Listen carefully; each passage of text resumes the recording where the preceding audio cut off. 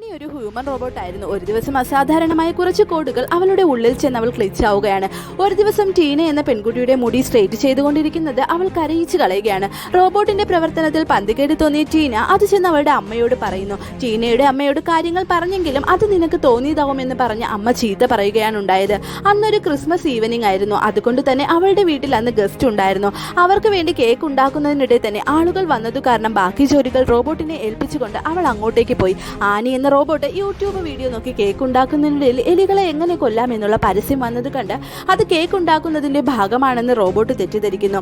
ഗസ്റ്റുകളെല്ലാം സ്വീകരിച്ചുകൊണ്ട് ടീനയും കുടുംബവും അവർക്ക് വിരുന്നൊരുക്കുന്നു. ഫുഡെല്ലാം നന്നായിട്ടുണ്ടെന്ന് പറഞ്ഞപ്പോൾ ടീനയുടെ അമ്മ ഒരു ഐറ്റം കൂടി ഉണ്ടെന്ന് പറയുന്നു. അത് വേറൊന്നും ആയിരുന്നില്ല, റോബോട്ട് ഉണ്ടാക്കിയ കേക്കായിരുന്നു. അവർ അത് ആസ്വദിച്ച് കഴിച്ചുകൊണ്ടിരുന്നപ്പോൾ ടീനയുടെ അമ്മയുടെ വാച്ചിലേക്ക് ഒരു മെസ്സേജ് വരുന്നു. റോബോട്ടിന്റെ കോഡിൽ ബഗ് ഉണ്ടെന്നും അവളെ സൂക്ഷിക്കണമെന്നുമായിരുന്നു ആ കോഡ്. അപ്പോഴേക്കും എലിവിഷം ചേർത്ത കേക്ക് കഴിച്ച് അവർ എല്ലാവരും